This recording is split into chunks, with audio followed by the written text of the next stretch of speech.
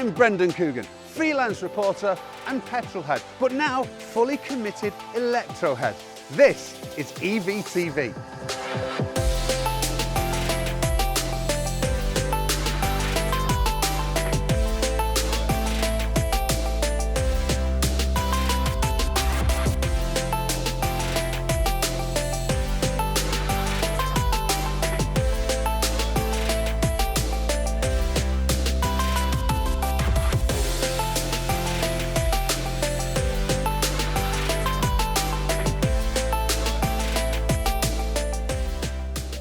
Hello and welcome to EVTV, the series that explains all you need to know on the subject of electric vehicles.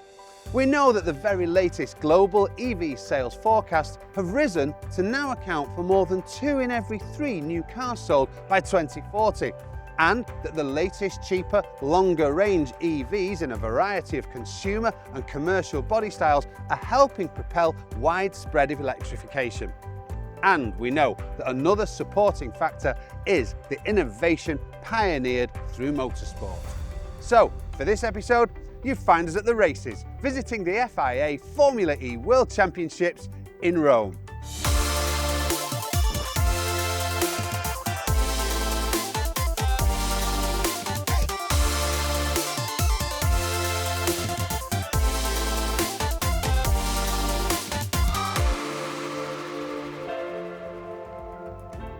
I'm Joanne-Eva Sainte-Claire from DHL, experts in automobility and EV logistics. Whether you work in EV or battery manufacturing, manage a car dealership, or any business involved with the future of electric vehicles, this series is for you. Formula E is cleaner, greener, and is run on city streets, so it's exciting and accessible. And today, we're finding out what it takes to compete in this unpredictable and challenging sport. While we're here, we'll be talking to the experts and participants who make this all happen, and they'll share with us their passion and extensive knowledge. But of course, none of this spectacle can happen without the help, organisation and support of a world-class logistics company.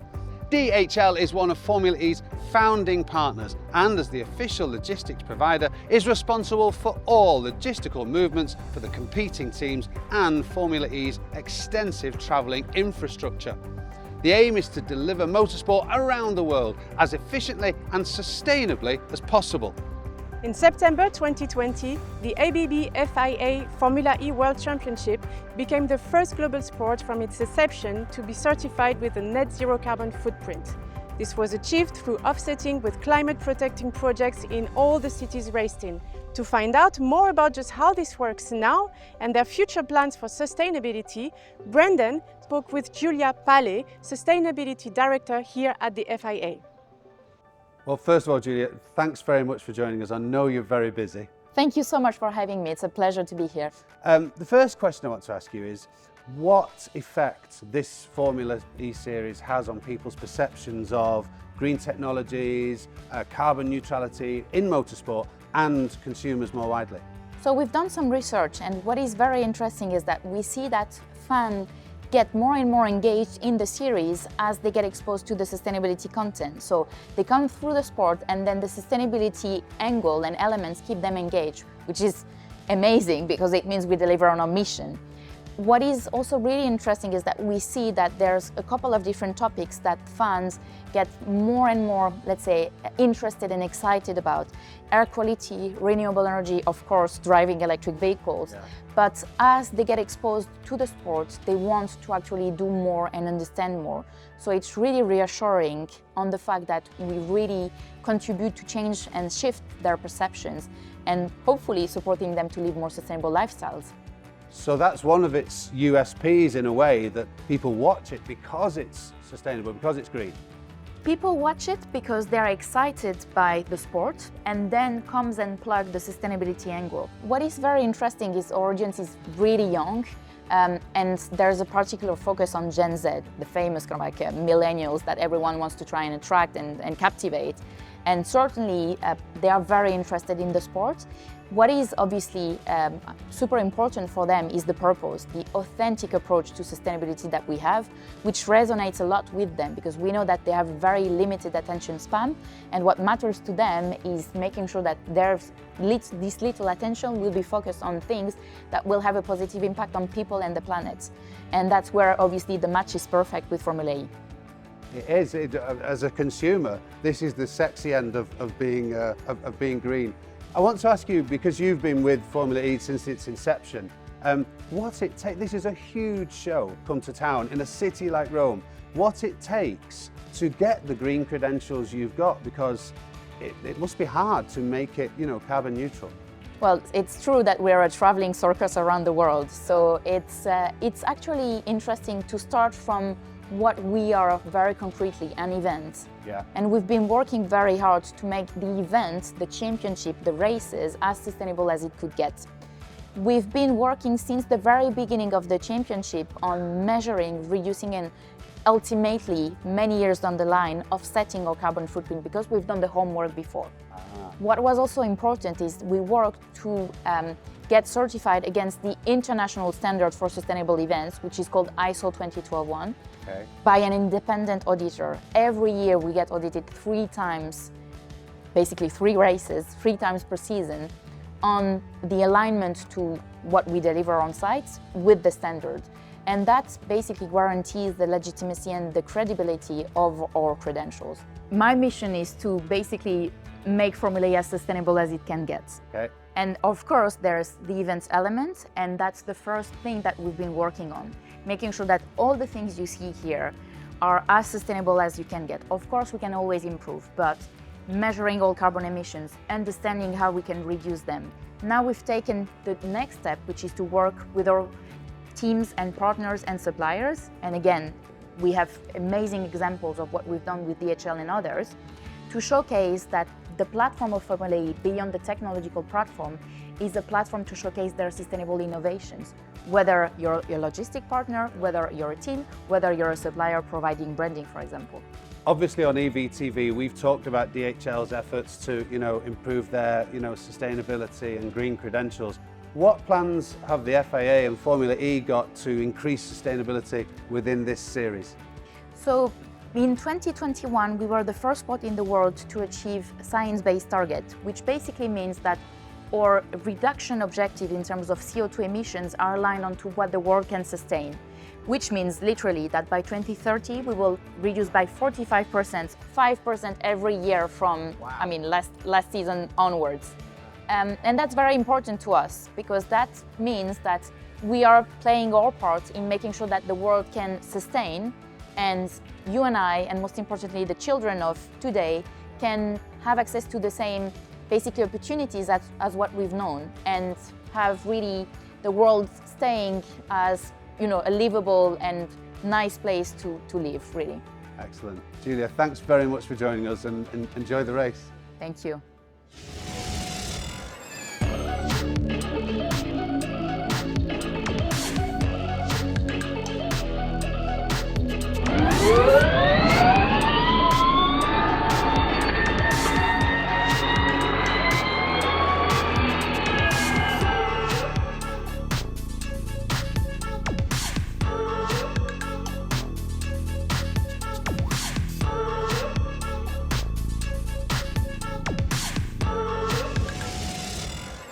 I'm joined now by the CEO of Formula E, Jamie Regal.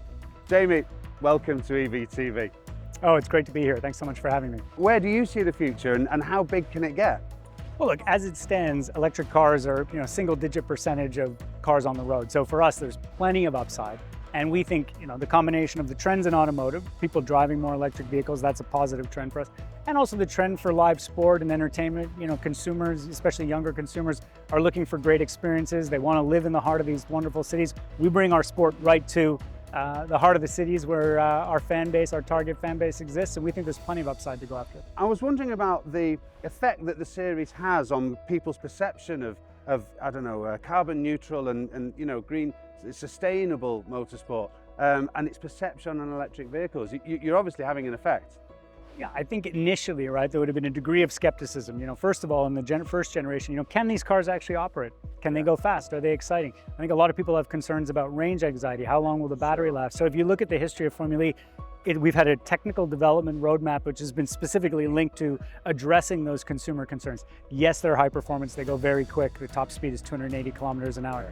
Yes, we can actually have fast charging, which we're going to be introducing in the next generation. So there's a lot of innovation that comes into the cars, which are specifically designed to address those concerns people might have about buying an electric car. Finally, a word about partnerships in Formula E. They're everywhere. The teams have them, the FIA have them, the logistics partner, DHL, one amongst them. Tell us a little bit about that partnership. Well, look, first of all, we're trying to put on a global race series. We're racing in cities around the world. We're a small company ultimately, and so we need to do that in partnership with broadcast partners, cities, commercial partners, and DHL are an integral partner for us. If you think about how we ship all of our equipment, the cars, the television equipment, everything to be able to put this traveling roadshow on the road and go around the world, we need DHL to be able to do that, and we're delighted to have them as partners. In as sustainable way as possible. Well, that's right. I mean, we're looking at trying to break the mold in terms of, can we use biofuel, can we use renewable energy to power, the ships and the trucks and everything that's moving us around the world. So, we work closely with DHL to trying to break the ground and set new standards. Jamie, it's guilt-free motorsport. It's exciting motorsport. We really appreciate your time. Enjoy the races. Thanks so much. We're in the Italian capital, witnessing 22 cars and drivers from 11 teams fight for a win along the unforgiving streets of Italy's historic heartland, competing over 2 rounds of the championship. Before race day, Joe and Eva and I visited some of the race teams to discover more about this amazing sport and the people that make it such an exciting spectacle.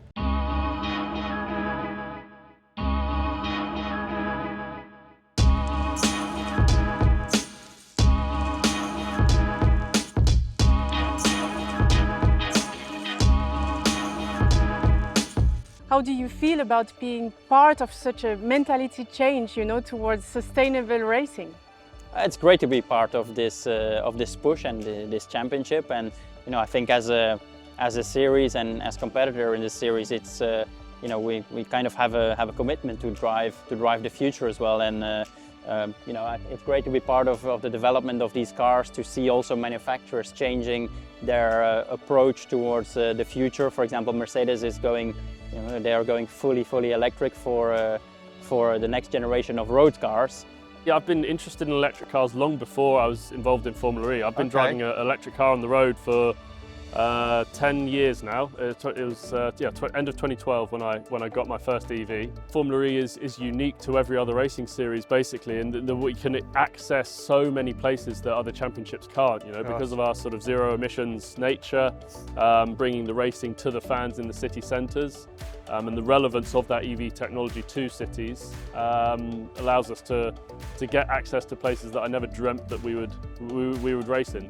Yeah, I don't consider myself as a pioneer, but I would say it's true that we do get a new audience, maybe people that were never following motorsport before. So I'm really happy with that, and I hope that we can show those people that electric cars are the future, that again, they are nice and fast, and that we're going to see more and more electric cars on the roads in the future, because ultimately I enjoy racing the car, I enjoy the sport, but I want the world to become better, and I think electric cars can help it. As we see, we are in the center of that incredible city of Rome. We are building there a complete paddock. We are not going to permanent track with permanent box. We are here going in city center, so provisory tracks, and we have to build all that each race. So logistics is absolutely key. As you know, Formula E is the first net zero carbon sport. I think one of our biggest challenges right now is getting a material across the world, because shipping is getting to be challenging, etc. And I think it's really great to have partners who understands logistics and takes us stuff. Then we arrive at a racetrack, everything's already there, we have no challenges, and then after the race is over, we can pack it and it goes to the next point. We have many races in the season, obviously. Sometimes it's every 2 weeks we are flying somewhere else. We are not flying the cars back to the factory, like we do in some other categories. They all follow the same route with all the FE teams from one race to the other one. I think it's also interesting to learn from our partners in terms of how they're moving towards a bit more sustainability even in our logistics, because for us around 70% of our carbon footprint is logistics. And if that starts reducing, we're making a huge impact. And I think that's something which I'm really proud that over the last 8 years working with the DHL, we've seen this sort of move on very well in the last 8 years. Yeah.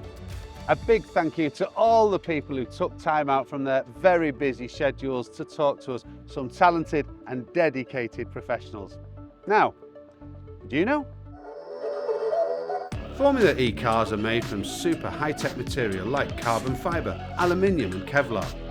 These lightweight materials mean that a car, including the driver, only weighs about 800 kilograms, allowing super fast wheel-to-wheel racing. All the chassis, batteries and even tyres are fully recycled to make them as sustainable as possible and reduce waste. As Brendan mentioned, DHL are responsible for all the global logistics behind Formula E. But what does that entail exactly? To help us understand, I met with Manuela Gianni, head of DHL's Motorsport division, and Federico Cavani, Formula E operations specialist, to find out what the main challenges are to support Formula E. Welcome to EVTV, Manuela and Federico. I'm very happy to have you here with us, despite of your busy schedules. First, I would like to know a bit more about you, about yourself. How long have you been involved in motorsports and Formula E? Yeah, personally, I've been involved in motorsports and Formula E for over 30 years now. Yeah, I've been involved in motorsport more than 10 years now, so it's quite a lot. So what are the main challenges that you need to overcome to organize such an event? I mean, this is a massive logistics operations that we take into the cities, in the heart of the cities where we race. Mainly the challenges are due to the nature of the freight. A lot of it is dangerous goods, what's considered dangerous goods for transportation, like for example the cars, the lithium-ion batteries, which are really challenging to transport. Another, big challenge is obviously, the strict timings from one race to another. That needs to be taken into considerations. The different country regulations, for example, in terms of customs and, size of equipment, for example, that we need to outsource. I would say, these are the main challenges. I would say also the COVID-19 that does complicate our life a lot. Yeah, that was like an additional challenge that, made this even more interesting, let's put it that way. And how about the team behind all of this? Must be a huge team, right? Yes, we do have like a specialized team of professionals that follows the races all over the world, and we are also supported by an amazing team back home, in the back office. I think this is like a huge team effort, and I have to say we're very lucky having a very professional and an enthusiastic team behind this. And we are dealing also with local people, so local team that is not easy to coordinate all of these people involved in this project. Yeah, I'm not driving a forklift, but I'm following all the operations. Yeah, yes, exactly. And it is a challenge to move more than 400 tons inside the city center, because of course it's not a circuit, it's not easy. And then how is the partnership with Formula E? It's amazing. It really is a partnership, I have to say. I don't feel like we are a logistics supplier, let's put it that way. We really do feel like we're part of the whole championship and the whole experience. And again, this is because besides being their logistics partners, we are also been involved since day one as founding partners. So we're very proud of calling ourselves like founding partners for the championship. I'm very happy because they are supporting us a lot on the operation side. So we are more than partners. So we are working together side by side. How do you feel about being part of such a change in mentality towards a more sustainable motorsport? But like this makes you feel, part of a project, that will see a greener, brighter future for our children. Thanks a lot. Thanks a lot for your time. Thank you. So what do we have to do again?